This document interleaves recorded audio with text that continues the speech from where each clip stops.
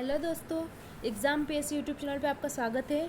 कल अपनों ने बात करी थी अरब आक्रमण के बारे में और मैंने आपको बोला था कि अपन कल तुर्क आक्रमण के बारे में बात करने वाले हैं। तो आज मैं फिर हाजिर हूँ आपके साथ तुर्क आक्रमण के वीडियो के साथ में। तो चलिए बात करते हैं। सबसे पहले महमूद गजनवी के आक्रमण के बारे में। ठीक है, उसने 1998 से 1030 तक जो गद्दी के बैठने के बाद से जो आक्रमण किए, उसका जो शासन था उसके बारे में अपन बात करेंगे। ठीक है, तो ये जो गजनवी था महमूद गजनवी, ये गजनी का शासक था। जो गजनी जो शासन था, उसका जो संस्थापक था वो था अल्पतगिन। अल्पतगिन जो है उसके बाद में सुबुतगिन करके जो है उसका अगला जो है वो उसने पद संभाला। अभी सुबुतगिन के दो पुत्र थे, इस्माइल और महमूद। इन दोनों में युद्ध हुआ और आखिरकार जो है महमूद विजयी हुआ और उसने 7 माह के इस्माइल के शासन के बाद में 1998 में जो है महमूद जो था वो गद्दी पर बैठ गया। अब इस महमूद ने जो बाद में गद्दी में बैठने के बाद इसने बहुत सारे अपने साम्राज्य विस्तार की नीतियाँ बनाई। इसकी वजह से खुश होकर बगदाद का जो खलीफा था उसने इसको अमीन उल मिल्ला और अमीन उल मुल्ला की जो थी वो इसको क्या करा, इसको उपाधि से नवाजा गया था। अमीन उल मुल्ला जो कि मुसलमानों का संरक्षक कहा जाता है, ठीक है, और अमीन उद दौला जो कि साम्राज्य का दाहिना हाथ।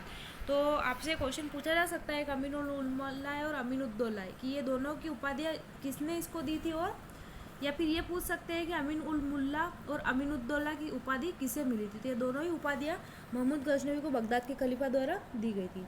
ठीक है दोस्तों, तो ये तो हो गया आप छोटा सा महमूद गजनवी का परिचय। आगे बात करते हैं अपन उसने भारत पर जो आक्रमण किए थे उसके क्या उद्देश्य थे। इसके इसके मेनली जो कारण सबसे पहला था धन संपत्ति प्राप्त करना। महमूद गजनवी जो था वो महत्वाकांक्षी शासक था। उसकी जो इच्छा थी कि अपने प्रजा को पूरी तरह से संतुष्ट रखना, इसके लिए उसको बहुत सारे धन की आवश्यकता थी। तो उसको ये जो धन था वो सीधा सा भारत में दिखाई देता था, इसलिए उसने धन संपत्ति प्राप्त करने के लिए भारत के मंदिरों वगैरह पे आक्रमण किए। ठीक है, दूसरा जो था वो था हाथियों की प्राप्ति।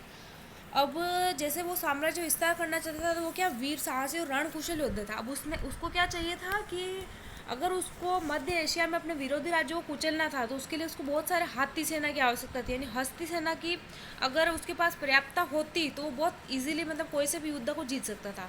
इसलिए उसने हाथियों को प्राप्त करने के उद्देश्य से भी भारत पर आक्रमण किए। ठीक है दोस्तों, अगला जो कारण है वो है इस्लाम धर्म का प्रचार। सीधी सी बात है, अभी तक जितने भी इस्लामों के जो आक्रमण है उनमें उनका एक उद्देश्य तो ये रहा है कि अगर उन्होंने आक्रमण किया है तो वो उनके धर्म का जो है प्रचार प्रसार करेगी। इसी उद्देश्य से उसने बहुत सारे मंदिरों पे को तोड़वाया भी, से वो मूर्ति पूजा का भी बहुत घोर विरोधी था, कट्टर था वो एक तरह से पूरी धार्मिक मामलों में। इसलिए उसने बहुत सारे मंदिरों को लूटा और साथ साथ में उसने जो मूर्तियाँ वगैरह थी उनको तोड़वा भी दिया था। ठीक है, इसके अलावा वहाँ से उसको बहुत सारा धन संपदा भी प्राप्त हुई। अगला जो था उसका साम्राज्य स्थापना। अब जब उसने आक्रमण किया ही है, वहाँ के राजाओं को हरा दिया, तो उसको धीरे धीरे उसके साम्राज्य को उसने उसका जो भी राजा हार जाता था उसके साम्राज्य को वो अपना अंग बनाते जा रहा था। इस हिसाब से उसके जो साम्राज्य का था वो विस्तार होते जा रहा था। अगला था खलीफा का आदेश।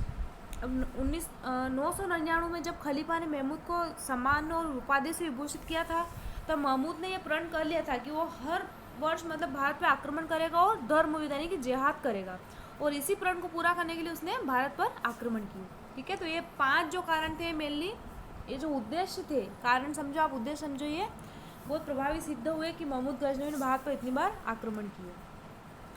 ठीक है, अब भारत पर महमूद गजनवी के आक्रमण जो मेन आक्रमण उनका एक बार अपन देख लेते हैं। तो सबसे पहला आपको मैं बता दूं कि 1000 से 1026 ईस्वी तक की अवधि में महमूद गजनवी ने जो है वो भारत पर कितनी 17 बार आक्रमण किए थे। ये आप लोग पढ़ते आए हो, और बहुत इंपॉर्टेंट चीज़ भी है कि महमूद गजनवी ने भारत पर कितनी बार आक्रमण किया था, तो 17 बार, 1000 ईस्वी से लगाकर 1026 ईस्वी तक। ठीक है, अब वो बहुत इम्पोर्टेंट बात है कि जितने भी आक्रमण इसने किए उसको ना इन सभी आक्रमणों में सफलता ही प्राप्त हुई। सबसे पहला जो इसका आक्रमण था वो था सीमांत दुर्गों पर आक्रमण। अब उसने क्या किया, 1000 ईस्वी में उसके जो पिता के प्रतिद्वंदी थे जयपाल, उनके राज्य पर आक्रमण करके जो सीमांत जो भी दुर्ग थे, किले थे, उन पर उसने अधिकार कर लिया। ठीक है, अगला जो आक्रमण किया उसने जयपाल पर किया। महमूद ने 1001 ईस्वी में एक बड़ी सेना के साथ में पंजाब के राजा जयपाल पर आक्रमण कर दिया, और उन दोनों के बीच में पेशावर के समीप बहुत भयंकर जो है युद्ध हुआ। और जबकि महमूद के पास बहुत सारी सेना भी थी और वीरता से युद्ध करने के कारण वो जो था जयपाल वो पराजित हुआ, और इस तरह से उसने जो है महमूद की जो 50 हाथी देकर और कुछ मुद्राएं देकर उसने वहाँ से मुक्ति प्राप्त कर ली। लेकिन क्या हुआ कि पराजय की वजह से वो ये चीज़ सहन नहीं कर सका और खुद चिता में जाके जल मरा।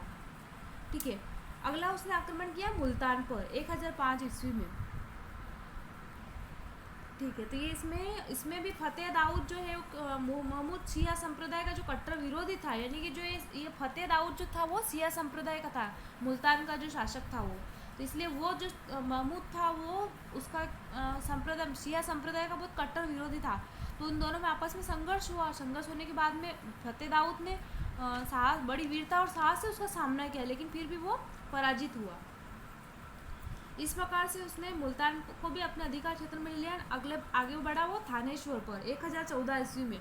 अब 1014 ईस्वी में जब महमूद ने थानेश्वर पर आक्रमण किया तो यहाँ पर भी राजाराम नामक जो हिंदू राजा था उसने इसका मार्ग रोकने का प्रयास किया, लेकिन वो भी पराजित हुआ। इस प्रकार से महमूद ने थानेश्वर में भी बहुत सारी हत्याएं करवाई और आखिरकार चक्रवाक स्वामी का मंदिर और नगर को बुरी तरह लूटा और वहाँ की मूर्तियों को भी वो तोड़ के ले गया। ठीक है, इसके बाद भी वहाँ की जो लूट की राशि थी उसको भी वो हाथियों पे लाद के वो गजनी लेके चला गया। ठीक है, अगला जो आक्रमण था उसका वो कश्मीर पे था 1015 ईस्वी का। अब जो त्रिलोचन पाल था उसने महमूद से पराजित होकर अपने पुत्र भीमपाल के साथ कश्मीर के राजा के यहाँ शरण ले ली थी, और जो वहाँ पे क्या कर रहा था वो अपनी शक्ति को संगठित कर रहा था। तो महमूद ने जब कश्मीर नरेश को बोला कि आप त्रिलोचन पाल को दंड दो, तो इसी उद्देश्य से उसने क्या किया कि कश्मीर पर आक्रमण कर लिया, ताकि जो है वो कश्मीर नरेश को भी दंड दे पाए और त्रिलोचन पाल को भी दंड दे पाए। आखिरकार वो दोनों पराजित हुए और वहाँ से भी वो हजारों व्यक्तियों को गुलाम बनाकर गजनी ले गया और धन संपदा को भी उसने लूटा। अब आगे बढ़ते हैं, महत्वपूर्ण वेरी इंपॉर्टेंट उसका जो आक्रमण था वो था सोमनाथ पर आक्रमण। 1025-26 ईस्वी में इसने सोमनाथ पर आक्रमण किया था। आपको ये चीज़ ध्यान रखने की जरूरत है, कब उसने आक्रमण किया था, तो 1025 से 26 ईस्वी में। ठीक है, अब बात करते हैं अपने को कि सौराष्ट्र का जो सोमनाथ मंदिर था ये प्रख्यात शिव मंदिर था, और इसमें क्या था कि हीरे मोती से जड़ी छत के नीचे पाषाण निर्मित शिवलिंग था। ठीक है, यहाँ पर क्या था कि एक प्रतिमा मंदिर के मध्य भाग में निराधार लटक रही थी, और जो मंदिर का सभा मंडप था उसमें शीश मड़े 56 स्तंभों पर आधारित था। तो ऐसा बोला जाता है कि इसमें 200 मन की जो स्वर्ण जंजीर है उनसे मंदिर के घंटे बजते थे। तो स्वाभाविक सी बात है, धन संपदा को प्राप्त करने के चक्कर में इसने वहाँ पे भी भयंकर आक्रमण किया। ठीक है, अब उसने दिसंबर 1025 में गजनी से प्रस्थान किया और जनवरी 1026 में अनिलवाड़ पहुंचा, और वहाँ का जो नरेश था भीमदेव वो बिना युद्ध किए ही नगर छोड़कर भाग गया था। उसके बाद उसने खूब नगर को लूटा और सोमनाथ दुर्ग पर पहुंचा। ठीक है, और सोमनाथ से उसको इतना धन मिला था कि इतना तो उसको किसी और मंदिर और लूट में कोई से भी आक्रमण में नहीं मिला था। इसके बाद में वो वापस फिर गजनी लौट गया, और उसका जो अगला आक्रमण था वो सिंध में जाटों पर आक्रमण किया था उसने 1027 ईस्वी में। ठीक है, ये जो था जाटों खोखरों पर जो उसने आक्रमण किया था, जिन्होंने जो सोमनाथ से लौटते टाइम उसको परेशान कर दिया था, इसलिए इसी दुष्टता का दंड देने के चक्कर में उसने सिंध पर जो जाटों और खोखरों पर था वो आक्रमण किया। यहाँ से भी वो बहुत से पुरुषों को दास बनाकर गजनी लेके चला गया, और उसके बाद जो है उसके आक्रमण की श्रृंखला जो थी वो समाप्त हो गई। इस प्रकार से 1030 ईस्वी में तो फिर महमूद गजनी की जो मृत्यु हो गई थी। तो ये थे इम्पोर्टेंट इसके आक्रमण। वैसे तो इसने 17 बार आक्रमण किए थे भारत पर। ठीक है, अब इन आक्रमणों का अपने भारत पर या फिर क्या प्रभाव पड़ा अगर उसने इतने आक्रमण किए तो चलिए एक बार छोट में देख लेते हैं। सबसे पहले तो उसने जो पंजाब और आसपास के सीमांत प्रदेश है उसका गजनी राज्य में विलय कर लिया था। स्वाभाविक सी बात है, जीतने के बाद उसने अपने साम्राज्य विस्तार के चक्कर में उसको मिला ही लिया था। दूसरा था इस्लाम का प्रचार। जब उसका उद्देश्य यही था तो उसने इतना आक्रमण करने के बाद में जब जो साम्राज्य उसके हाथ में आते गए वहाँ पर उसने इस्लाम धर्म का भी प्रचार किया। नेक्स्ट है भारत की सैनिक और राजनीतिक दुर्बलता का प्रकट होना। उसने इतने आक्रमण किए, सब में उसको इजीली विजय मिल गई, मतलब कि आपने कहीं ना कहीं भारत की जो सैनिक और राजनीतिक व्यवस्था थी वो भी दुर्बल थी। तो ये चीज़ जो है सामने उजागर हो गई। अगला है भारत के धन की क्षति एवं कला का विनाश। अब उसने इतने मंदिरों पर आक्रमण किए, यानी कि यहाँ पर बहुत सारा धन तो वो लूट के ले गए, साथ ही साथ उसने जो बहुत कला वाली जो चीज़ें थी अपने यहाँ पे मंदिर और ये चीज़ें उनको उसने बुरी तरीके से मूर्ति वगैरह को तोड़ फाड़ के वो लेके चला गया। ठीक है,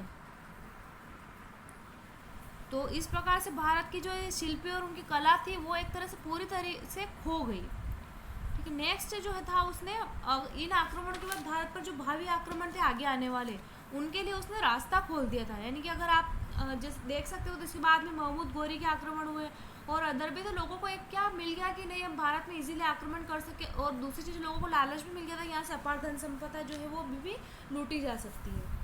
ठीक है, तो और अगला था वो अग्रदूत का कार्य। तो वही सेम चीज़ है कि भावी आक्रमणकारियों के लिए उसने अग्रदूत का कार्य किया। तो महमूद के आक्रमण से जो है मार्ग था वो सुलभ हो गया, ताकि 200 वर्षों बाद भी गंगा की घाटी के राज्यों को परास्त और नष्ट भ्रष्ट किया जा सके। यानी उसके बाद भी 200 वर्षों तक अपने भारत में वो सारे आक्रमण वो चीज़ें चलती रही। ठीक है, तो इस प्रकार से महमूद गजनी के आक्रमण के कारण उनके प्रभाव पड़े। ठीक है, तो ये इस प्रकार से आपका महमूद गजनी का क्वेश्चन पूरा कंप्लीट होता है।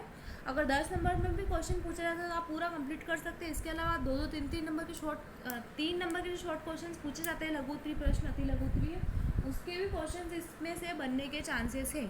तो आप इसको कंप्लीट करिए। अगर कोई इशू हो आपको तो आप कमेंट बॉक्स में लिखकर आप पूछ सकते हैं। आप ज़्यादा से ज़्यादा हमारे चैनल को लाइक, शेयर और सब्सक्राइब करें। धन्यवाद। जय हिंद, जय भारत।